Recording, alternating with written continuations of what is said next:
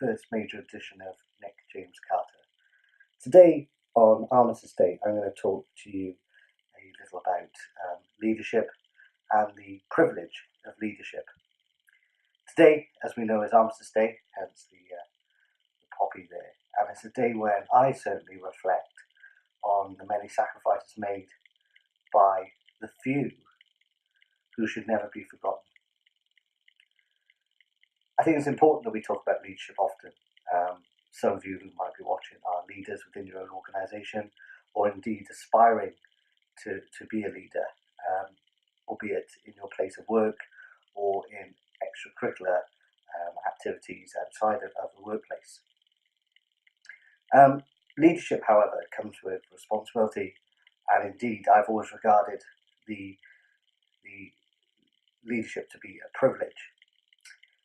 We can identify ourselves with a lot of leaders throughout society and the ages. Indeed, today I was only thinking about Churchill and his role as a leader in leading the country through the Great War, as well as Richard Branson in leading Virgin and indeed the brand Virgin, President Barack Obama, and you may want to come up with many more, Margaret Thatcher, for example, who may have influenced you. But you could even look at your own family and see who is a leader. Indeed, your parents, you might say, actually, they are a leader. But what makes them a leader? What qualities do they have that make them stand out and want you to respect them? And respect is a big word. It's a powerful word in which many don't actually aspire or attain. Now, people can enter organisations in these leadership roles or senior management roles, and I like to make this state the difference. There is a difference between leadership and management, which we'll come on to at a later date. However, you cannot command respect just by the virtue of your position within an organisation.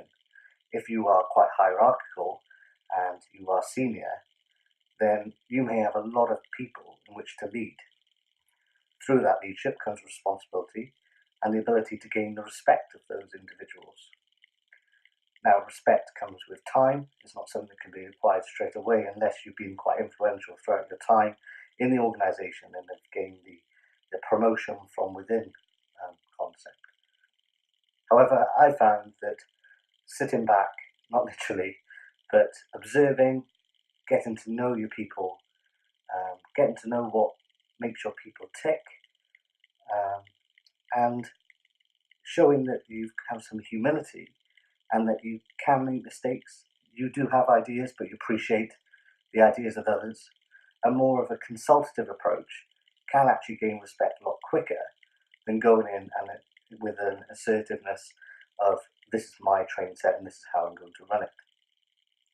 Understanding others, understand how the team has previously operated and where you need to be as you'll be set your own objectives and your own goals and priorities, but aligning those to others within the organisation so then they later will align with you.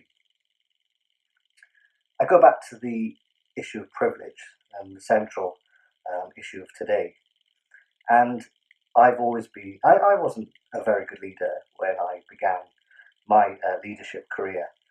I always aspired to be in the Royal Air Force from the age of 13. And I did what I could to prepare myself for the privilege of leadership. I failed often, and failure is just is the pathway to success.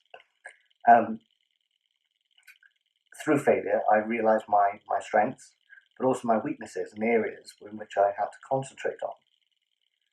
When I got to the age of 21 and I felt, right now I'm ready to go into Royal Air Force, I actually didn't pass the selection process. I was a weak leader. I had not gained the experience required or the personal skills hadn't quite developed in order for me to really show my potential to lead. And that's important for many graduates who are entering today's managerial professions with the aspiration to lead, in that we're not all leaders straight away. there's huge debate on nature versus nurture. However, we should be developing the qualities to allow us to lead, not now, but later. And what are we doing as organisations to put that in place? Are we offering developmental training programs that focus on leadership qualities, integration into the team, understanding theoretical roles like John Adair and his action-centred leadership model, task, team, individual, or indeed the role of Belbin and getting to understand what personalities are in our team and how they can influence behaviours, and then understanding the role of the leader. Indeed, Tuckman in his Storm and Norman Performing model, or the other way around slightly, we as leaders need to understand that so we can know when we need to influence and at the appropriate time. So ultimately, I had developed the skills and qualities to become a leader and was selected and attained a distinction throughout my time in officer training, going on to lead some amazing people who have influenced me so much and my thinking over the years, and have allowed me to develop passion for what I do. I've led many people, and most of them have all been 15 to 20 years, sometimes older than me.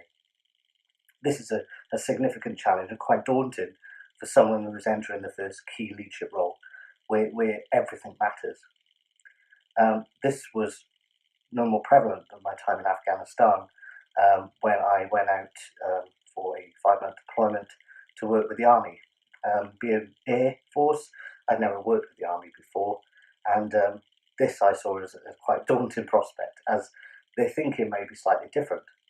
But what I soon realised was that if you could show your ability, your professionalism, your understanding, and that you're prepared to work for your people, then the respect came quite quickly. I was working alone being a HR professional. However, it was soon clear that I had a lot of backing of my team. And there was one criticism that came to me, was that sometimes, Nick, you don't look up enough to your senior commanding officers, in that you're not leading them as much as you could do. And this struck me as it's not something I'd really come across before, as I always thought it was important to, I'll use the word look down, but look after your people. I had some 300 on the detachment that were relying on my leadership. However, to lead your leaders was something that was quite new, and maybe it's something we explore later on. So, in order for me to lead in Afghanistan, I had to be ready to lead. This came from an abundance of training and understanding myself. I really believe that it's important to understand yourself before you can begin to start to understand others. By this, I mean you need to understand what your strengths are, and that's usually quite easy. But what are your weaknesses? What are your prejudices that limit you maybe in thinking about how others work? What are your fears? What scares you? By understanding these, then you can put mechanisms in place to improve them, to develop them. You may find that they never actually get to the development point that you want it to be, but at least you're aware of it. And that's the other point, having that emotional intelligence, understanding others and yourself, and how this can impact on what you're trying to achieve. So there are people within our organisations who have an amazing ability at their job or role, and sometimes can get promoted into roles that actually they're not quite equipped for yet in terms of leadership ability. They may be able to manage, but actually can they inspire and motivate? And there was a good quote that I come across often in the Air Force, was that leadership is visionary, is the projection of personality and character to inspire people to achieve the desired outcome. I'd like you to think about some of those key words there, like vision, personality, character, and inspiration.